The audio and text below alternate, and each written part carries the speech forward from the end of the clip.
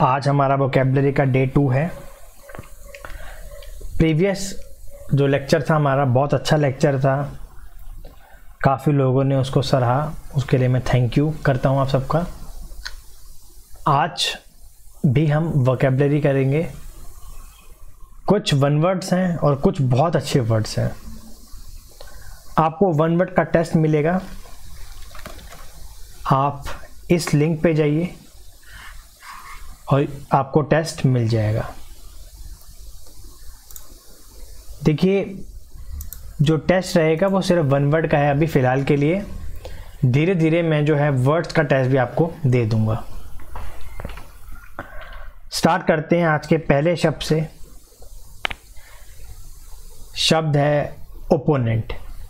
बहुत अच्छा शब्द है। शब्द का मतलब क्या है? शब्द का मतलब होता है जो विरोध करता है, एक विरोधी, एक दुश्मन। ओपोनेंट का मतलब होता है एक ऐसा व्यक्ति जो आपको हमेशा ही उल्टा कहेगा, आपका दुश्मन है, आपके ऑपोजिट बात करेगा। One who supports the opposite sides in A debate, discussion, struggle और स्पोर्ट। जैसे आप देखिए यहाँ पर ये व्यक्ति हैं दो, राम और श्याम, राम और सोनू, ये दोनों लड़ रहे हैं जी, फाइट कर रहे हैं। तो ये इसका ओपोनेंट है और ये व्यक्ति इसका ओपोनेंट है। जैसे कि हम जानते हैं कि जो वाइट वाला पार्ट रहेगा वो इनके सिनोनिम्स हैं और जो ब्लैक वाला पार्ट है वो इसके एंटोनिम्स हैं।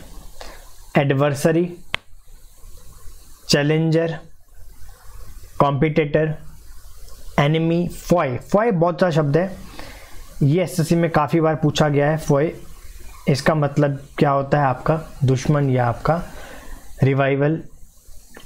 Opposition, antagonistic, anti, bandit, disputant, litigant, opposer, dark horse. बहुत अच्छी कहावत होती है जी, डार्क हॉर्स। एक ऐसा व्यक्ति जो आखिरी में आके जीत जाए, पता भी ना हो जिसके बारे में। तो ये सब इसके सिनोनिम्स होते हैं। तो ओपोनेंट क्या होता है? ओपोनेंट का मतलब होता है जो विरोध करता है, एक विरोधी है आपका। बात करते हैं इसके सिनोनिम्स की, तो हो गए हैं। एंटोनिम्स की बात करते हैं। अलाई, असिस्टेंट, हेल्पर, कलीग आपका, फ्रेंड आपका, एसोसिएट। तो ओपोनेंट की अगर मैं आपसे बात करूं, ओपोनेंट एक नेगेटिव वर्ड है। ठीक है जी, ओपोनेंट क्या है? आपका एक नेगेटिव वर्ड है। बढ़ते हैं आगे। अगला शब्द है, बहुत अच्छा शब्द है, आउटरेजियस। आउटरेजियस क्या मतलब होता है आउटरेजियस का? आउटरेजियस का मतलब होता है अपमानजनक। एक ऐसा व्यक्ति जो अपमानजनक बात करे। शॉकिंग इन कंडक्ट इसकी डेफिनेशन है। इसके सिनोनिम्स को बहुत ध्यान से पढ़िएगा, मैंने काफ़ियों के हिंदी मीनिंग भी लिखे हुए हैं। जैसे कि बारबेरिक, असभ्य, बारबेरिक असभ्य, ब्राजन बेशरम, डिसग्रेसफुल, फ्लैग्रेंट निंदनीय। बहुत अच्छा शब्द है फ्लैग्रेंट, बहुत बढ़िया शब्द है, इंपॉर्टेंट शब्द है। फ्लैग्रेंट it's the synonym of outrageous, निंदनीय। हीनियस हम बोलते हैं ना, हीनियस क्राइम है जी, हीनियस क्राइम है, घृणित। हॉरेंडियस भयानक, हॉरिबल सॉरी, इनह्यूमन। स्क्यूरियस बहुत अच्छा शब्द है, 98 में पूछा था एसएससी ने शब्द को। अपमानजनक, वॉयलेंट, एबोनिमिनल घिनौना, आउटरेशियस, करप्ट, क्रिमिनल, डिबेसिंग, डिबाउचिंग, भ्रष्टाचार। इसका मतलब होता है निफेरियस, नीच। बहुत अच्छा शब्द है जी, निफेरियस, नीच। नोटोरियस जो अपने इनफेमस चीज़ों के लिए फेमस होता है। ऑडिशियस और विक्ट। विक्ट का मतलब होता है हानिकारक।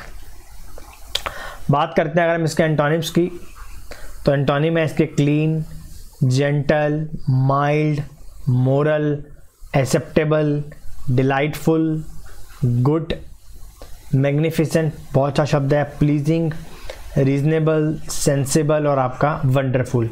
These are the some antonyms of the word outrageous. Outrageous का मीनिंग क्या होता है? अपमानजनक, ठीक है जी। इसके सिनोनिम्स की बात करें, barbaric, disgraceful, brazen, flagrant, heinous, horrendous, horrible, scurrilous, violent, ठीक है जी, करप्ट, आउटरेशियस, नफेरियस। आगे बढ़ते हैं। देखिए शब्द क्या है, नो आइडेंटिटी। नॉनिटी एक शब्द होता है, इसका मतलब होता है एक ऐसा व्यक्ति जिसका कोई भी इन्फ्लुएंस नहीं है इस दुनिया के अंदर, ठीक है जी, या फैमिली के अंदर, नो इन्फ्लुएंस एट ऑल, तुच्छ व्यक्ति। बहुत सिंपल है इसका याद करने का तरीका, नॉन आइडेंटिटी। नॉन आइडेंटिटी का मतलब क्या होता है, इसके पास आइडेंटिटी ही नहीं है। इसकी मीनिंग देखेंगे अगर हम, cipher, nobody, nothing, man of straw, small fry, light weight, mediocrity, second rater, no hoper, non starter, small beer. ये शब्द इसके सिनोनिम्स हैं नॉन आइडेंटिटी के। इसका मतलब क्या होता है, एक ऐसा व्यक्ति जिसकी कोई आइडेंटिटी नहीं है या जिसका कोई इन्फ्लुएंस ही नहीं है इस दुनिया के अंदर। तो याद करने की ट्रिक ये थी। इसका अगर आप एंटोनिम देखेंगे तो समबडी या सेलिब्रिटी, या कोई एक शब्द और भी लिख सकते हैं आप, फेमस, ठीक है ना, फेमस भी लिख सकते हैं आप यहाँ पर, ठीक है जी। आगे बढ़ते हैं। मेटिकुलियस। देखिए मेटिकुलियस क्या होता है, यहाँ पर मैंने आमिर खान की फ़ोटो लगा रखी है।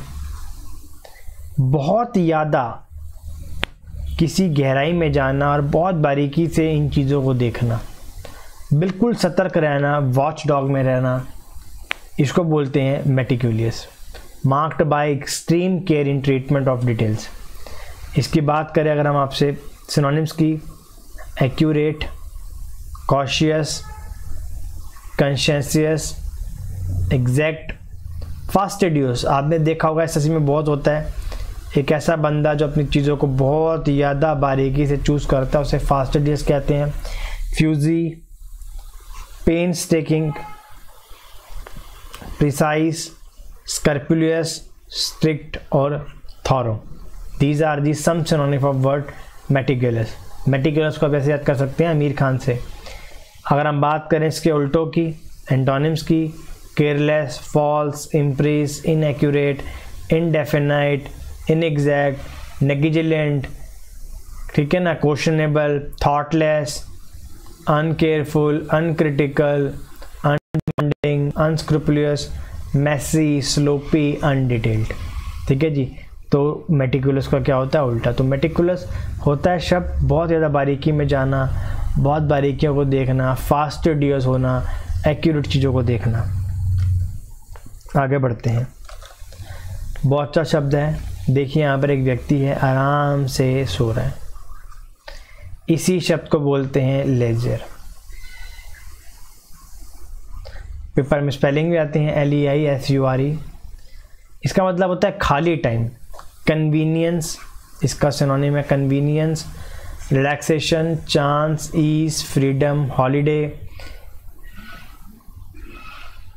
Intermission, liberty, opportunity, pause, quiet, range, recess, repose, respite, retirement, scope, time, unemployment, vacation और leave of absence, one's own sweet time. बहुत अच्छी कहावत है जी, वंस ओन स्वीट टाइम, खाली समय। रिक्वेंस, spare movement, spare time, time off vacant और फुर्सत होता है इसका बेसिकली मतलब, जो मैंने यहाँ लिखा भी हुआ है, फुर्सत। इसका मीनिंग क्या होता है आपका, फुर्सत। आगे बढ़ते हैं, एंटोनिम्स की बात करेंगे तो जी labour, work, continuation, difficulty, imprisonment, restraint, rest, employment, restriction, sorry, employment. तो ये शिक्के हैं आपके एंटोनिम्स हैं। आगे बढ़ते हैं। अब हम बात करेंगे कुछ ऐसे वन वर्ड की जो कि डील करते हैं पोइट्री से, या जो डील करते हैं लिखावट से, पोएम से, ठीक है जी। सबसे पहला जो वर्ड है हमारे पास वो है बैलेट, BALLAD, बैलेट। बैलेट क्या होता है, A ballad is a long song or poem which tells a story in a simple language. एक बहुत बड़ी आप स्टोरी को गाथा में गाते हैं, है ना। जैसे आपने देखा होगा जो कई लोग होते हैं बहुत बड़ी गाथा को गाना सुना कर वो उसको गाते हैं, इसे बोलते हैं बैलेट। ठीक है जी, गाथा गीत, गाथा गीत। आगे बढ़ते हैं कॉन्क्रीट पोइट्री, जो यहाँ लिखा हुआ है। कॉन्क्रीट पोइट्री में क्या होता है, आप वर्ड्स का भी इस्तेमाल करते हैं प्लस आप विजुअलाइजेशन भी करते हैं चीज़ों की, जैसे एस बना दिया, ओ बना दिया, या कोई कबूतर बना दिया, किसी भी चीज़ को आप विजुअलाइज कर रहे हैं।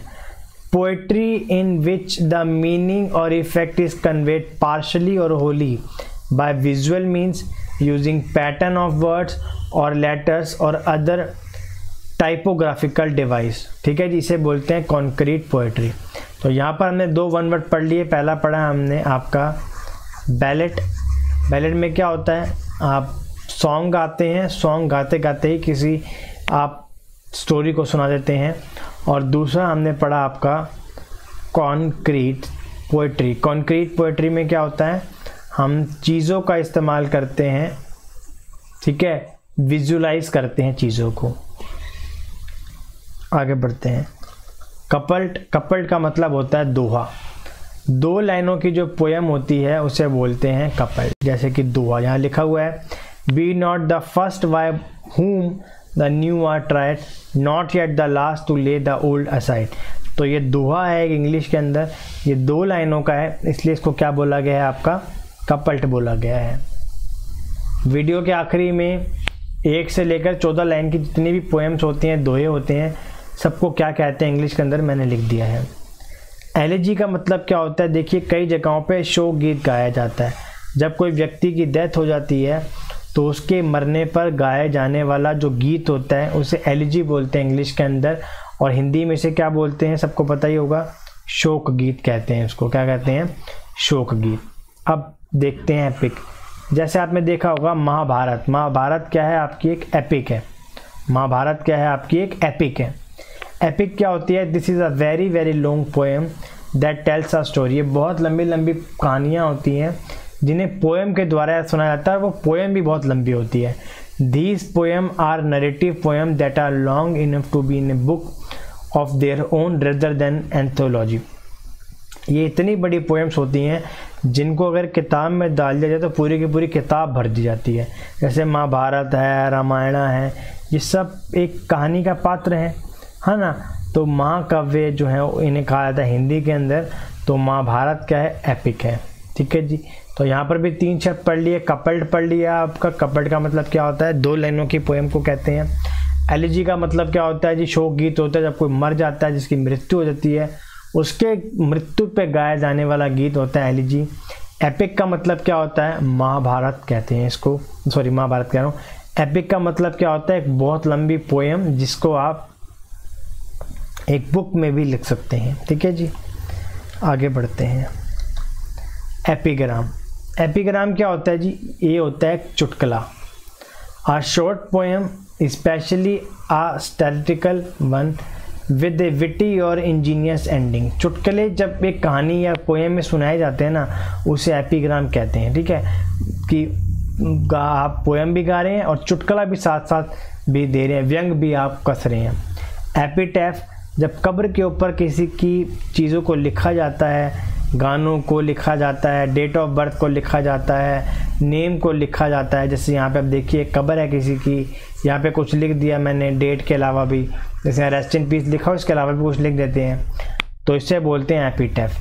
अ phrase or a form of words written in a memory of a person who has died especially as an inscription on a tombstone. ठीक है जी, समाधि लेख कहते हैं।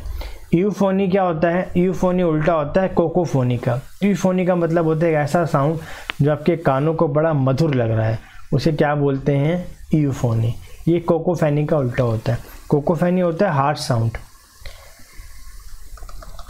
आगे बढ़ते हैं। आइडली। आइडली का मतलब क्या होता है जी, a short poem which depicts the rustic life of people.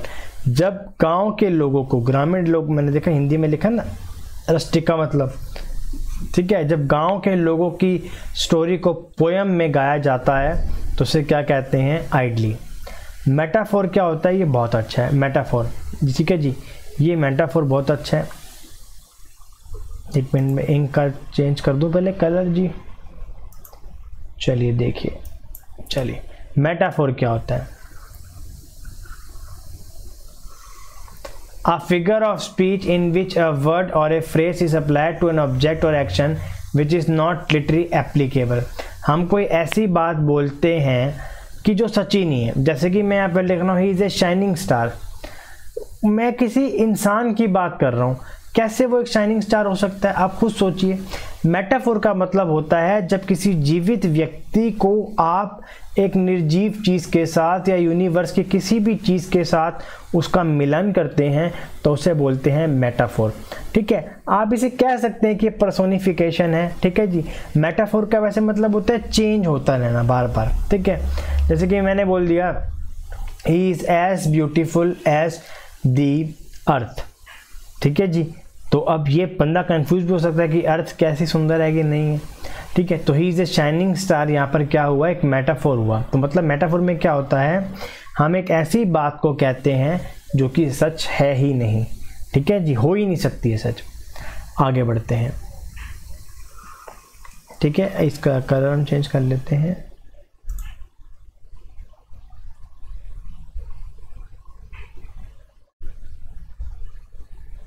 चलिए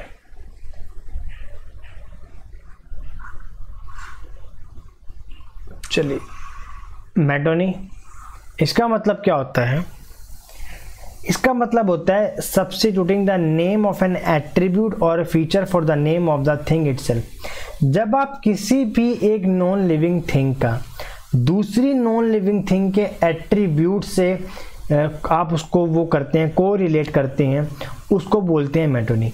जैसे कि यहाँ पर लिखा हुआ है the pen is mightier than a saw.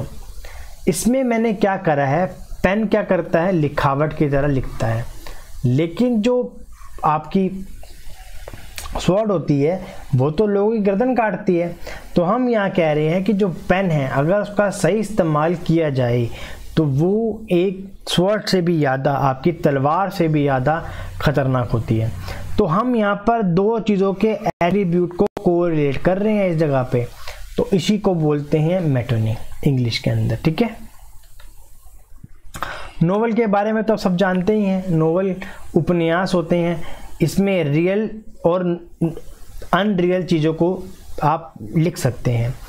An invented prose narrative that is usually long and complex and deals especially with the human experience through a usually connected subsequence of events, ठीक है जी। May be वो experience real हो और real ना भी हो, ठीक है, जिसे बोलते हैं आपका उपन्यास या आपका नोवेल। ओक्टेव क्या होता है, ओक्टेव होता है 8 लाइनों की पोएम को बोलते हैं ओक्टेव। ओट, ओट क्या होती है देखते हैं जी। A lyric poem usually marked by explanation of feeling and style, varying length of line and complexity of sentence. It is written about serious topic and it's very dignified. ओट क्या होता है, जब मान लीजिए कोई शहीद हो गया या किसी की मदर की डेथ हो गई बहुत यंग एज के अंदर, तो वो अपनी माता या किसी भी व्यक्ति के बारे में कुछ ऐसी सीरियस चीज़ लिखता है। मे भी आप अर्थ के बारे में लिख रहे हो, माउंट एवरेस्ट के बारे में लिख रहे हो, किसी भी चीज़ के बारे में कोई आप ऐसी चीज़ लिख रहे हैं जो बहुत ही ज़्यादा आपकी सीरियस टॉपिक के ऊपर लिख रहे हैं, कोई सैड चीज़ है, उस चीज़ को बोलते हैं ओट, ठीक है जी। आगे बढ़ते हैं। ऑक्सीमोरॉन, ऑक्सीमोरॉन क्या होता है, एक तरह की उल्टी बात कहना, ठीक है जी।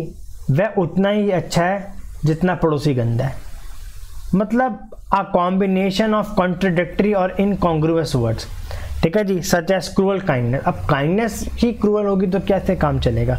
तो ऑक्सीमोरॉन का मतलब होता है ऐसे दो शब्दों का इस्तेमाल करना जिसमें एक तो बहुत अच्छा है और दूसरा उतना ही गंदा है, ठीक है, जिसे बोलते हैं ऑक्सीमोरॉन, ठीक है जी। आगे बढ़ते हैं। अब जो पैराडॉक्स होता है ये ऑक्सीमोरॉन का अपर लेवल है, ठीक है। अगर पैराडॉक्स का मतलब देखें इंग्लिश के अंदर तो विरोधाभास, ठीक है जी, ये रहा विरोधाभास का मतलब होता है। Truth is Honey which is bitter. हम कह रहे हैं जो सच्चाई है वो शहद है, लेकिन शहद क्या है, कड़वी है। तो ये क्या है, पैराडॉक्स है। अगर इसे छोटे लाइन में कहा जाएगा तो ये ऑक्सीमोरॉन हो जाता है, ठीक है, लेकिन अगर इसे बड़े में कहा जाता है तो इसे पैराडॉक्स माना जाता है, ठीक है जी। तो पैराडॉक्स का मतलब भी क्या होता है कि दो चीज़ों को कॉन्ट्रडिक्टरी यूज़ करा जाता है। आगे बढ़ते हैं। प्रोडजी।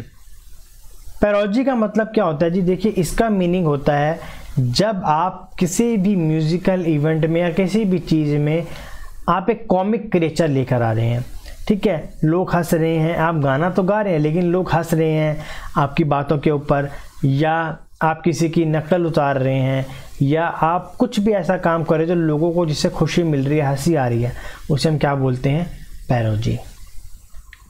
आगे बढ़ते हैं। पेस्ट्रोल। पेस्ट्रोल का मतलब होता है एक ऐसी पोएम या ऐसी लाइन जो गांव देहात के बारे में लिखी जाती है, ठीक है जी, उसे बोलते हैं पेस्ट्रोल।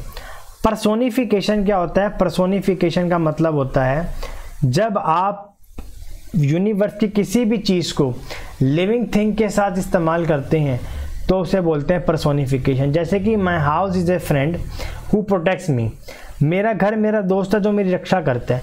देखिए घर एक नॉन लिविंग थिंग है, यूनिवर्स का पार्ट है, लेकिन वो आपकी रक्षा नहीं कर सकता, रक्षा तो आपकी गार्ड ही करेगा। तो my house is a friend who protects me, यहाँ पर हमने क्या करा है, नॉन लिविंग थिंग को हमने इस्तेमाल करा है लिविंग थिंग के एट्रीब्यूट के लिए। जैसे कि तुम चांद जैसी सुंदर हो, तो हम क्या बोल रहे हैं जी, चांद जैसी सुंदर हो, तो कैसे हम कह सकते हैं कि कोई चांद जैसा सुंदर है, ठीक है ना। तो इसे बोलते हैं पर्सोनिफिकेशन। धरती मेरी माँ है, एक्चुअली में मेरी माँ नहीं है, लेकिन हम उसे बोलते हैं कि धरती मेरी माँ है, दैट इज़ पर्सोनिफिकेशन, ठीक है। चांद मेरा मामा है, ये जितने भी फ्रेजेस हैं ना, इन सबको हम पर्सोनिफिकेशन कहते हैं, ठीक है। जैसे कि हम बाइक है, बाइक को हम बोलते हैं कि ये मेरी बहन है, मेरा भाई है, तो ये पर्सोनिफिकेशन कहलाता है इंग्लिश के अंदर, ठीक है। आगे बढ़ते हैं। क्वार्टरिंग। जब 3 लाइनों की कोई पोएम, 4 लाइनों की कोई पोएम होती है उसे क्वार्टरिंग कहते हैं, और 3 लाइनों की पोएम होती है उसे क्या बोलते हैं हम आपका, उसे हम बोलते हैं ट्रस। चलिए, स्टायर क्या होता है, सबको पता होगा, सटायर होता है व्यंग कसना। किसी के ऊपर जब आप व्यंग कसते हैं, ठीक है, हंसी मजाक करते हैं, उसे क्या बोलते हैं हम आपका, सटायर बोलते हैं। आगे बढ़ते हैं। सस्टेट। जब 6 लाइनों की कोई पोएम होती है उसे बोलते हैं सस्टेट, ठीक है। आगे बढ़ते हैं। स्माइल। स्माइल क्या होती है, a figure of speech comparing two unlike things that is often introduced by like or as, ठीक है जी। हम ऐसी 2 चीज़ों का इस्तेमाल करते हैं जिनका आपस में कोई मिलन ही नहीं है, जैसे कि एज इन चीज लाइक रोजेस, आपके चीक्स वैसे हैं जैसे गुलाब के फूल हैं। कैसे हम कंपेयर कर सकते हैं गुलाब के फूलों को और किसी की चीक्स को, ठीक है जी। तो 2 चीज़ों को कंपेयर करना जो कि दोनों ही अनइक्वल है, दोनों को कंपेयर किया ही नहीं जा सकता। और 14 लाइन की जो पोएम होती है उसे क्या कहा जाता है, उसे कहा जाता है आपका सोनेट। क्या कहा जाता है उसे, आपका सोनेट कहा जाता है। चलिए देखिए, अगर कोई 1 लाइन की पोएम है तो उसे बोला जाएगा मोनोस्टिच, 2 लाइनों के लिए बोले जाएंगे कपलेट्स, 3 लाइनों के लिए टर्सेट, 4 के लिए क्वारंटाइन।